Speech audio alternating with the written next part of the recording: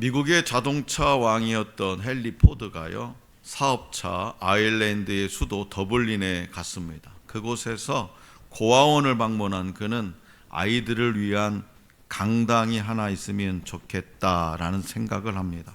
그래서 그 비용으로 2,000파운드를 고아원에 기부하기로 약속했어요. 2,000파운드. 그런데 그 다음날 아일랜드 신문에 이런 기사가 났어요. 자동차왕 헨리 포드 회장이 더블린 고아원 아이들을 위해 2만 파운드를 기증하기로 약속했다. 포드가 약속한 금액 2,000파운드를 2만 파운드라고 잘못 보도한 것을 알게 된 이 신문사 측은 포드에게 찾아가 정중하게 사과를 합니다. 그리고 신문에 다시 정정 기사를 내겠다고 약속합니다. 그러자 헨리 포드가 웃으면서 이렇게 말했다고 합니다. 모든 것이 다 하나님의 뜻이 아니겠습니까? 제가 18,000파운드를 더 내겠습니다. 대신 조건이 있습니다. 그 강당이 완공되면 입구에 이런 글귀를 새겨 주십시오. 헨리 포드의 뜻이 아닌 하나님의 뜻에 의해 지어진 강당이라고 말입니다. 성도 여러분, 환경과 상황을 주관하시는 분은 하나님이십니다. 하나님의 세계 안에 우연이란 존재하지 않습니다. 모든 것이 하나님의 섭리이며 은혜 안에 있습니다. 좋지 않은 사건과 상황이라도 그 가운데 있는 하나님의 뜻과 계획을 볼 수 있는 눈과 귀가 있다면 항상 기뻐하라고 명하신 말씀이 우리 삶의 실제가 될 수 있습니다. 어제나 오늘이나 내일이나 사람이 계획하고 정부와 조직이 움직이는 것처럼 보이지만 이 거대한 세계 이면에서는 하나님이 보이지 않는 손길로 나와 세상을 움직이고 계십니다.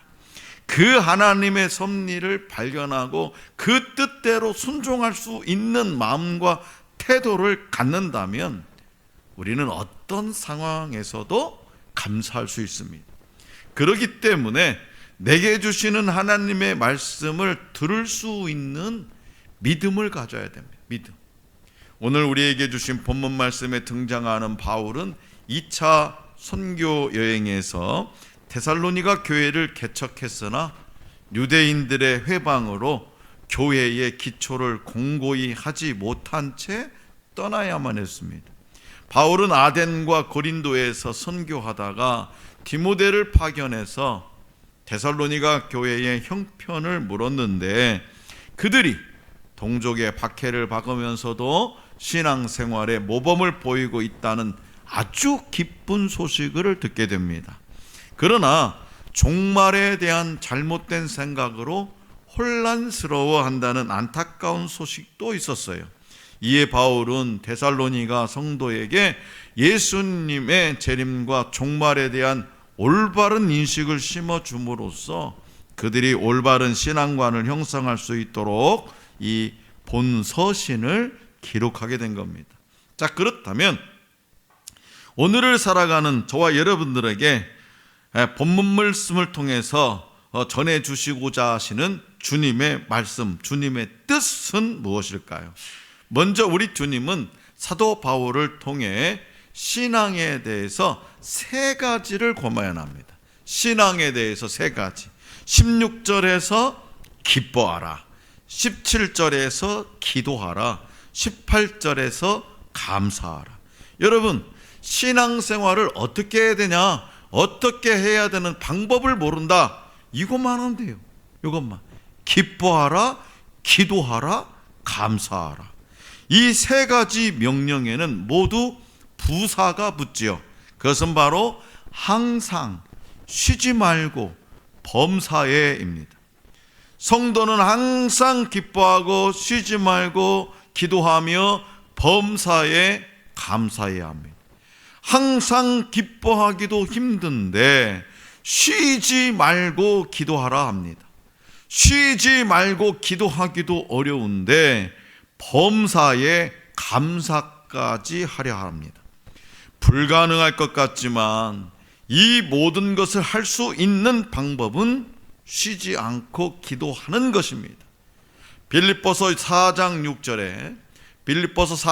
6절에 기도와 간구로 너희 구할 것을 감사함으로 하나님께 아뢰라 라고 말씀하고 있습니다. 기도는요, 감사함으로 하는 거예요. 그리고 감사함으로 기도하면 기쁠 수 있습니다. 감사 기도의 끝은 뭐냐? 기쁨이에요. 그래서 쉬지 않고 모든 일에 감사 기도하면 우리는 항상 기뻐할 수 있습니다. 자, 성도 여러분, 자, 신자, 오늘 저와 여러분들은 신자라고 하잖아요. 이 신자가 하나님의 뜻을 행한다면 구체적으로 무엇을 행할 수 있을까요? 여러분들이 하나님의 뜻을 행한다면 구체적으로 무엇을 행할 수 있을까? 가장 먼저는 내 자신을 하나님께 투명하게 보이는 일이, 다시 말해서 하나님의 말씀의 거울 앞에 내 자신을 있는 그대로 보이는 거예요. 그래서 신자는 항상 기뻐합니다. 항상 기뻐요. 슬픈 일, 괴로운 일, 곤란한 일이 있어서도 기뻐합니다. 기쁘지 않은 일에서 기뻐할 일을 찾아내요. 기뻐하지 않는데 기뻐할 일, 그 일에서 기뻐할 일을 찾아내요. 어찌 보면 바보스럽기도 하고 태생적으로 낙천주의자처럼 보이기도 합니다. 자, 왜 그럴까요? 왜 그럴까? 그것은 바로 내 인생을 내 마음대로 할 수 없으며 하나님이 주관하신다고 믿기 때문에 그래요. 하나님이. 그리고 신자는 하나님께 기도합니다. 호흡하는 시간 모두가 기도의 시간이. 신자는 아무 때나 기도해. 남이 보든 안 보든 정해진 기도 시간이든 아니든 하나님께 기도합니다. 왜냐하면 하나님과 늘 동행한다는 믿음을 가졌기 때문이지요. 또한 신자는 모든 일에 감사합니다. 불평과 원망을 할 만한 일이 있어도 감사합니다. 자기를 지키시는 하나님이 계심에 감사합니다. 하나님은 이처럼 당신에게 의지하고 살아가는 저와 여러분들을 원하고 바라고 기대하십니다. 우리 예수님이 이 땅에서 기뻐하고 기도하고 감사하는 삶을 사셨어요.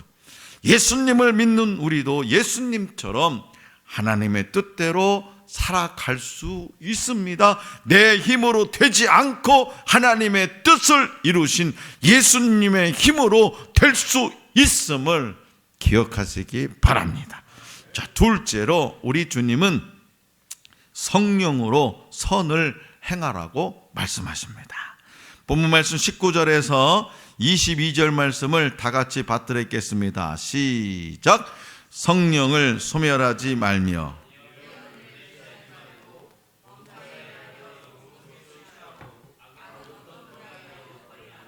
아멘. 성령을 소멸하지 말며 예언을 멸시하지 말고 범사에 헤아려 좋은 것을 취하고 악은 어떤 모양으로 버리라. 나와 하나님 관계를 바르게 세우는 사람은 입에서 감사하는 말이 나옵니다. 혼자 있을 때 찬송을 흥얼거리기도 합니다. 어떤 모양으로라도 하나님께 감사하는 마음을 표시합니다. 하나님께서 내게 주신 복을 하나님께 감사드림으로 아까운 마음이 생기지 않습니다. 하나님께 드림으로 더 뿌듯한 마음, 감사하는 마음이 생겨납니다.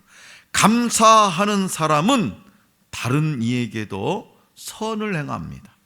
내 안에 불평과 원망이 가득한 사람이 그것을 발산할 때 누군가를 해치려 듭니다. 반면에 감사가 가득한 사람은 전혀 모르는 사람에게도, 처음 만난 사람에게도 선을 행합니다.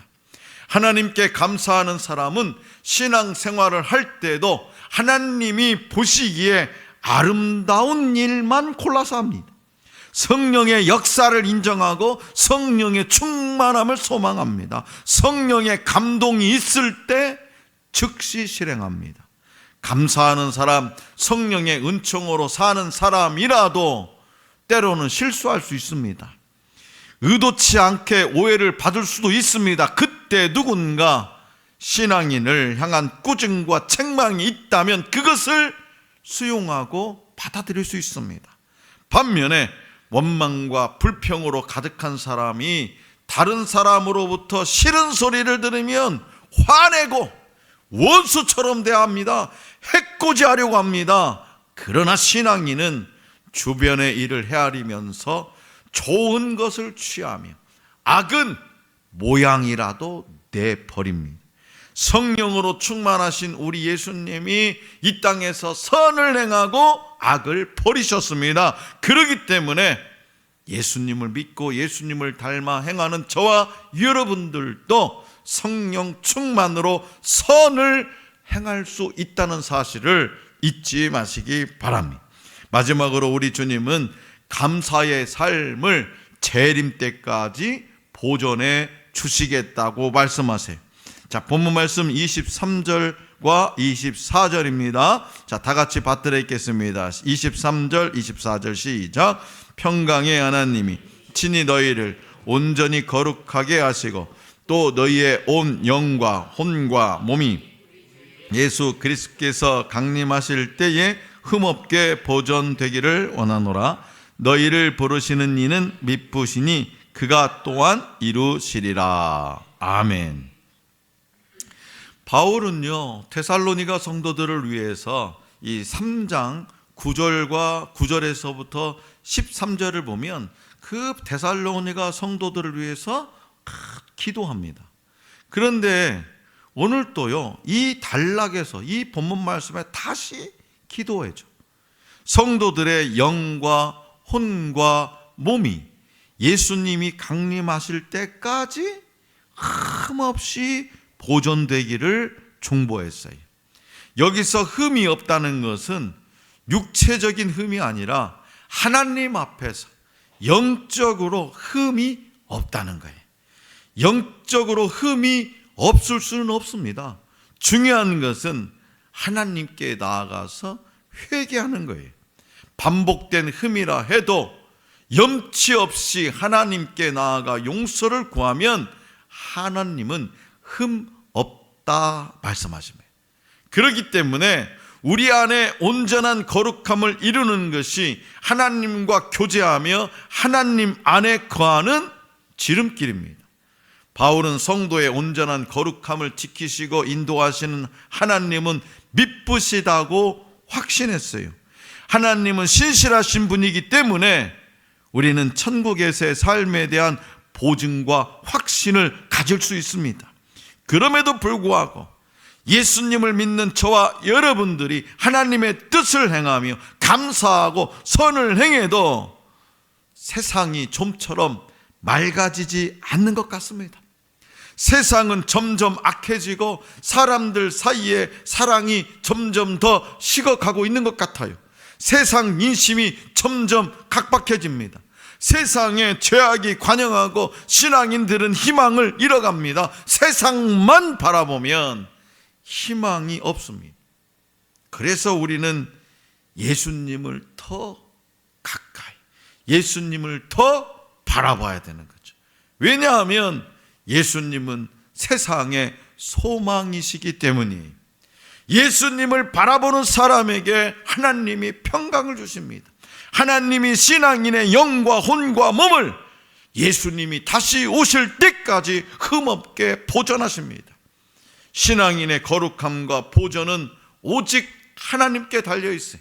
신앙인의 시간은 단순히, 오늘 저와 여러분들의 신앙은 단순히 목숨이 붙어 있는 시간이 아닙니다. 오늘 저와 여러분들의 시간은 감사의 시간이며 영원부터 영원까지예요.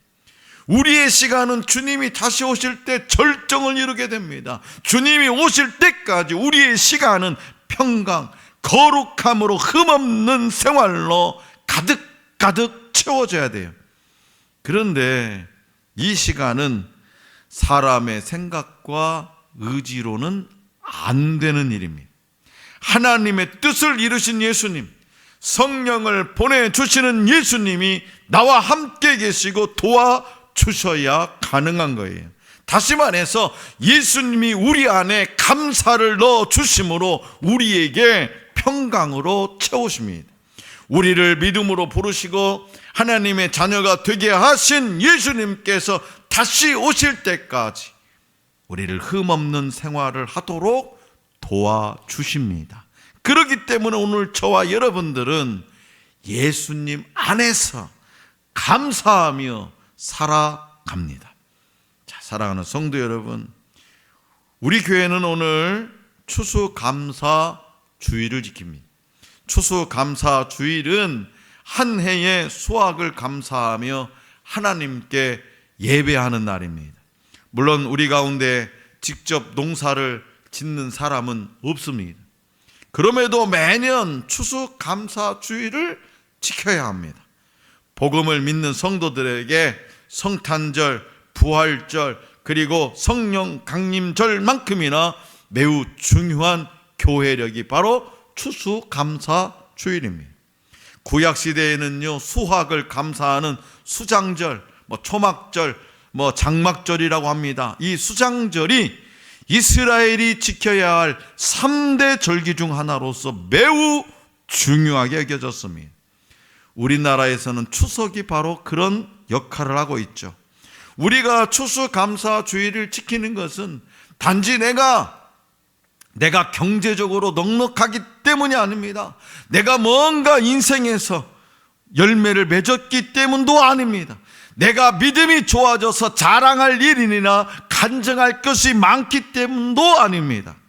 추수감사주일은 나의 의지와 형편과 직업과는 전혀 상관없는 곳에서 자라나고 열매를 맺은 수확물들을 바라보며 하나님의 통치하시는 권능을 생각하고 그를 인정하며 감사하는 날입니다.